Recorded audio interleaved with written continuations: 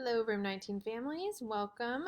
I am just getting on here today to show you a new tool that will be available to your student called Google Classroom. Now, the main goal of this tool is that students will be more independent. I have created a place where it is made for them to mostly be able to do it on their own, kind of through my support, and you'll see what I mean in just a minute. But again, the main goal of this is that they can get on their laptop, get logged in, and know exactly where to go and just get started on their own.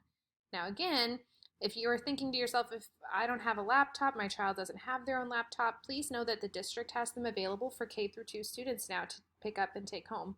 You will need to schedule a time to go, so if you'll call 359-5000, that's the help desk for the technology department, you can do that and schedule a time.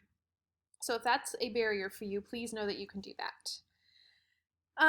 After you have that laptop, I would follow these next steps with your students to help them get prepared. Once you help them set it up, from then on they will be able to get on by themselves. So it'll take a little bit of work up front with a lot of reward in the end.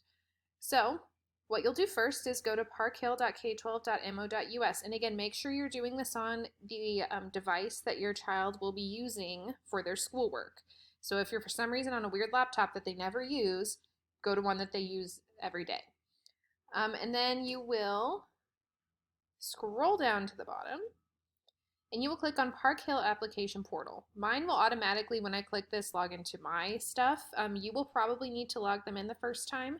It is their S number and their password for logging into a laptop. If they need that information, just email me and I can remind you, but they have had the same username password for the last 2 years now, so it should be familiar. And then you click on it.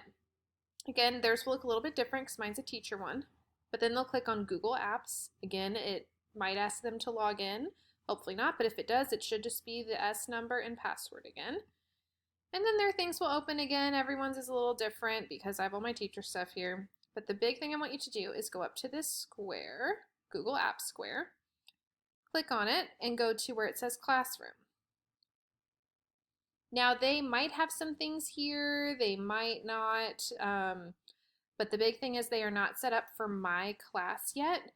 There is one of two ways, there are two different ways that I could have them set up for this class, and I picked the easier way, I believe. One way was to email them everything on their school email, so that means you would have to get onto their school email, and that just seemed like too much extra work for you.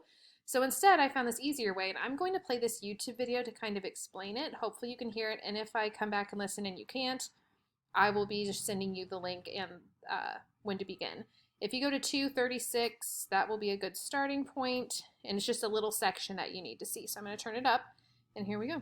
Individually add them to the class. However, a much easier way to do this is actually have the students join your class on their own. Under your class name, you will see a class code, which is an assortment of different letters and numbers. In order to join your class, students will go to Google Classroom and click on the plus sign in the upper right-hand corner. Instead of clicking Create Class, students will click Join Class and then type in your personal class code. You can display your class code in a larger size by clicking on the Display button next to the class code. The good news is, once a student joins your class once, it will always appear in their Google Classroom until you either remove the student from the class or archive the class. Now let's go ahead and jump into the...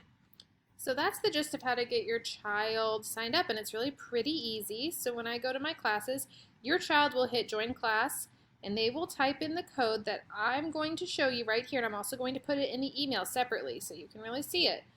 It is B63EZ6B. So again, that's all they'll type in. When they come here and they go to, let's see, I don't know how to get back to that screen, but they'll click that plus button, hit join class, and they'll type in this code. And then it'll bring it right here. We have our sweet, sweet class picture. We have two things posted so far. Again, when I click on these, it's going to look different because it's the teacher version, so I'm actually going to go to classwork. There's the day 15 plans. This is listed as a resource. So when I hit create or a material, so it's not anything they need to do. I have here the student distance learning Google slide. So when I click on this, I have actually made a video just for them where I am talking to them as second graders. I have made the one for you to help you support them if you need to, and then I have this one to help them work through it. So that is why I said if this is something you're interested in, if you want your child to be more independent, I have made this to hopefully guide them. They might still have questions, but it should help them get started at least or have a bit more of an idea. And again, I got rid of a lot of the extra stuff here that was just for you. I do have login stuff here. I have the daily plans. That might get rid of your child. That might just say keep your work in one place. And then, excuse me, I have the specials choice board for them, and of course our Zoom class meeting. So if they want to get on their own at 1 o'clock on Monday or Friday, you might want to remind them, but they might get pretty good at remembering, and then they can do it on their own. I emphasize to them to make sure they type it in correctly, so if they come to you, that might be what's wrong. But yeah, that is the material that's available, so that kind of is something that they can just get on every day and do.